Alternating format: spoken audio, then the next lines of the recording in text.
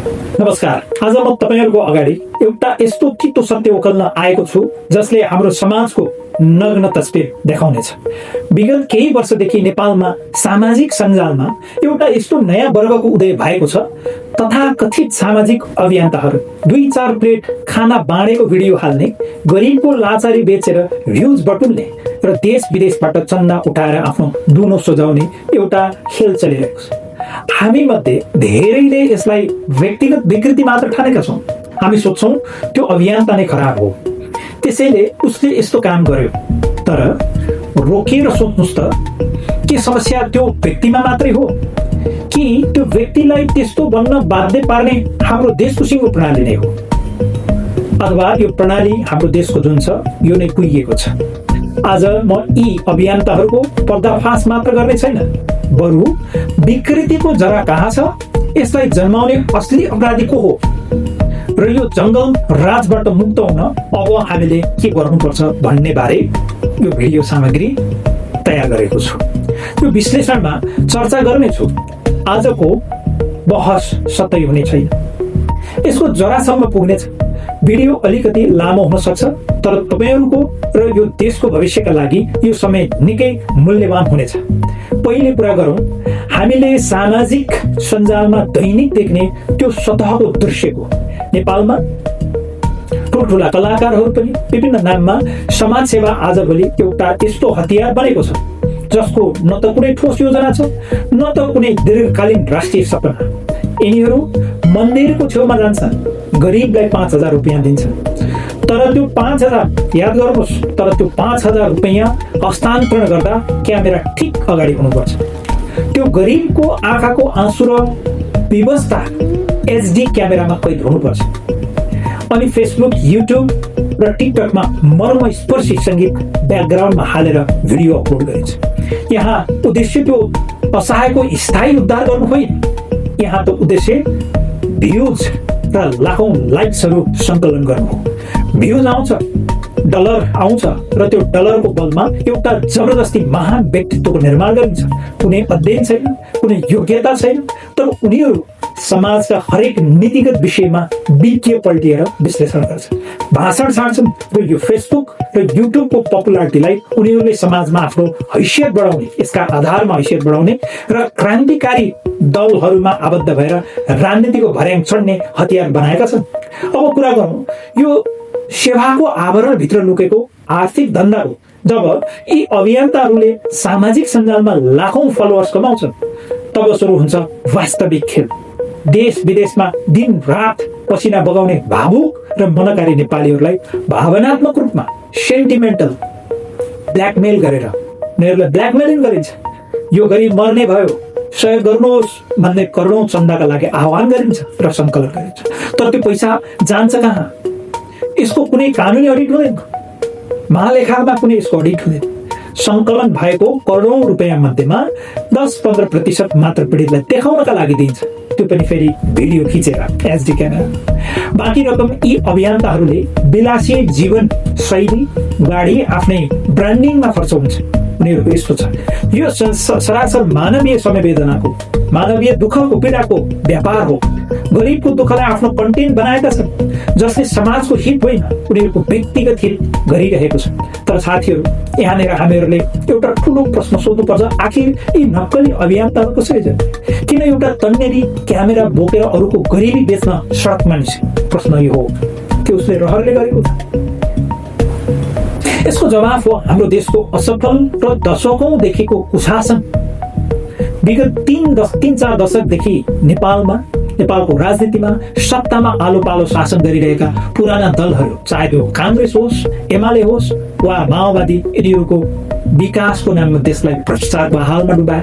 यिनीहरूले देशमा कुनै कल कारखाना खोलेनन्, कुनै रोजगारीको अवस्था सिर्जना गरेनन्। युवाहरूका लागि देशमा सम्मानजनक ढङ्गले बाँच्ने र कमाउने सबै बाटाहरू बन्द गरिदिए। जुन देशमा सरकारले नीतिगत भ्रष्टाचारमा लिप्त छ अथवा यस किसिमको व्यवस्था हुन्छ जहाँ पहुँच र पावर नभई एउटा सानो काम पनि हुँदैन, त्यो देशमा जङ्गल राज चल्छ। र जङ्गल राजको नियम के हुन्छ? जङ्गल राजको नियम के हो त? जसरी हुन्छ आफ्नो ज्यान बनाऊ, आफ्नो ज्यान बचाऊ, पैसा कमाऊ, होइन? ती नक्कली अभियन्ता पनि आखिर समाजका नागरिक न हुन्? यही समाजको उपलब्धि न हो? यही समाजमा हुर्किएका न हुन्? उनीहरूलाई पनि पैसाको अभाव छ। तर राज्यले इमान्दार पूर्वक कमाएर खाने वातावरण दिँदैन, तब मान्छेले बाँच्नको लागि विकृत बाटाहरू रोज्न थाल्छन्। त्यसैले ती अभियन्तालाई मात्र गाली गरेर पुग्दैन, उसले पनि अभावका कारणले गर्दा केही न केही रूपमा आर्थिक उपार्जनका लागि यो गलत बाटो लिएको। हेर्नुहोस् त, हाम्रो समाजमा पैसा कमाउनको लागि कस्ता कस्ता कुरूप बाटाहरू रोजिएका छन्। मानव तस्करीको धन्दा, कोही मान्छे ठुला देश पठाइदिन्छु भन्दै युवाहरूलाई अलपत्र पारेर मानव तस्कर गरिरहेको छ। मान्छेको बाध्यता गरिबीसँग खेलवाड गरिरहेको छ। प्राकृतिक स्रोतको दोहन नाङ्गो रूपमा भइरहेको छ। कोही देशका खोला नाला गिटी बालुवा बेचेर गुण्डागर्दीका बलमा रातारात अरबपति बनिरहेका छन्। बिचौलियाको हाम्रो समाजमा विकृति, सरकारी कार्यालयहरूमा सर्वसाधारणको काम रोकेर घुस दिने बिचौलिया दलालहरूको राज, जग्गा दलाली, उत्पादनशील जमिनलाई खण्डीकरण गरेर सेटिङ मिलाएर कृत्रिम मूल्य जग्गाको भाउ बढाउने दलालहरूको बिगबिगी छ। शिक्षा र स्वास्थ्य माफियाको आतंक छ। जनताको आधारभूत आवश्यकता शिक्षा र स्वास्थ्यलाई व्यापार बनाइएको छ। महँगो फी लिएर शिक्षा माफिया र सर्वसाधारणको उपचारका नाममा लुट्ने स्वास्थ्य माफियाहरू मौलाएका छन्। धर्म र एनजिओको हतियार, कोही धर्मलाई हतियार बनाएर मान्छेको आस्थामाथि व्यापार गरिरहेका छन्। तर कोही गलत मनसाय बोकेर विदेशी एनजिओहरू आइएनजिओहरूलाई नेपाल भित्राएर डलरको खेती गर्दै देशको सामाजिक सद्भाव बिगार्ने गलत प्रचार प्रसारमा लागिरहेका छन्। यी सबै विकृतिहरू किन जन्मिए? किनकि यहाँ सरकार छैन, यहाँ कानुनको राज छैन। यहाँ पुराना दलहरूले देशलाई एउटा यस्तो दलदल बनाएका छन् जहाँ जो बढी अनैतिक हुन्छ, जो अलिक बढी भ्रष्ट हुन्छ, त्यो व्यक्ति नै सफल हुन्छ। त्यसैले यो सबै विकृतिको अन्तिम दोष देशको सत्तामा बसेका ती पुराना दल र तिनका भ्रष्ट नायकहरूलाई नै जान्छ। अब यो नयाँ आएको छैन तपाईँको यो पार्टी, जो राष्ट्रिय स्वतन्त्र पार्टी छ, यसको पनि छैन, अलि समय भएको छैन। यसलाई पनि हामीहरूले प्रश्नको कटघरा उभ्याउने समय आउँछ। अब प्रश्न हुन्छ, दोस्रो दोष त सरकारको भयो, पुराना दलको भयो, माफियाको भयो, तर अब समाधान के त? हामी सधैँ यसरी नै रोएर बस्ने कि यो व्यवस्था र यो अवस्थालाई बदल्ने? यसको समाधान कुनै चमत्कारिक नेताले गरिदिनेवाला छैन। यसको समाधान अब हामी आफैले गर्नुपर्छ र त्यो समाधानको चाबी आज हाम्रो हातमा छ। अब हामीहरूले गम्भीर भएर यो मोडमा उभिन जरुरी छ। अब हामीले थोरै टक्क उभिएर समस्याको जडसम्म पुग्नका निम्ति थोरै हामीहरूले बुझ्न जरुरी छ। अब हामीले प्रत्येक हातमा मोबाइल छ, इन्टरनेट छ। यो इन्टरनेट केवल टिकटकमा कम्मर मर्काउने वा फेसबुकमा अनावश्यक कुरा हेरेर समय बर्बाद गर्नका लागि मात्र होइन, यसको उपयोगिता धेरै छ। यो इन्टरनेट त ज्ञान र चेतनाको महासागर हो। हामीहरूले के गर्नुपर्छ त? अब यो विषयमा थोरै चर्चा गरौँ। इतिहासको अध्ययन गरौँ। हाम्रो इतिहास के हो? विगतमा कहाँ कमजोरी भए, कुन नेताले देश कसरी लुट्यो, कुन प्रणालीले देशलाई यो अवस्थामा ल्यायो, यो सबै कुरा इन्टरनेटमा सजिलै 2 मिनेटमा सर्च गरेर तपाईँहरूले हेर्न सक्नुहुन्छ। थोरै मेहनत गरौँ, अध्ययन गरौँ। र दोस्रो नम्बरमा अब हामीहरूले सभ्य र उन्नत बहसको वातावरण निर्माण गर्न समय चाहिँ ढिलो गर्नु हुँदैन। समय आइसकेको छ। अब हामीले समाजमा सभ्य र उन्नत बहसको वातावरण निर्माण गर्न जरुरी छ। दिनभरि टिकटक, युट्युबमा नक्कली अभियन्ताहरूको स्टन्ट र रोइलो हेरेर आफ्नो दिमाग र भविष्य बिगार्नु भन्दा जानकारीमूलक र बौद्धिक सामग्रीहरू हेरौँ। जब समाजका युवाहरूले अध्ययन गर्न थाल्छन्, तब समाजमा उन्नत बहस, एडभान्स डिबेटको सुरुवात हुन्छ। त तेस्रो नम्बरमा सस्तो पपुलारिटीलाई बढावा नदेऊ। अब हामीहरूले यस्तो फेक छैन तपाईँको सोसल एक्टिभिस्ट जस्तै आफूहरूले भनेका छन्, तथाकथित सामाजिक सञ्जालमा कसैले एउटा भिडियो हाल्दैमा वा कसैलाई गाली गर्दैमा उसलाई आफ्नो भगवान मान्न छोड। प्रश्न गरौँ, उसको योजना के, उसको योग्यता के हो, उसले ल्याएको चन्दाको हिसाब कहाँ छ।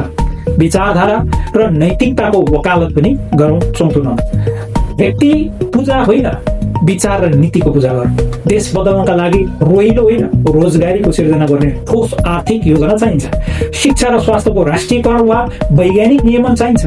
कृषि र उद्योगको क्रान्ति चाहिन्छ। विशेष गरिकन युवा साथीहरू, नेपाल आज एउटा यस्तो दोबाटोमा उभिएको छ जहाँबाट कि त हामी यस्तै जंगलराज, माफिया तन्त्र, नक्कली अभियन्ताहरूको पछि लागेर देशलाई सधैँका लागि सिद्धाउनेछौँ, कि त चेतनाका नयाँ मसाल बनेर नयाँ चेतना बनेर एउटा समृद्ध र विधिको शासन भएको नेपाल निर्माण गर्नेछौँ।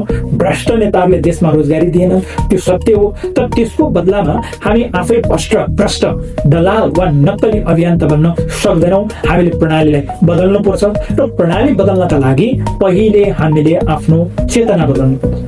आफ्नो मोबाइलको प्रयोग ज्ञान सङ्कलनका लागि गरौँ।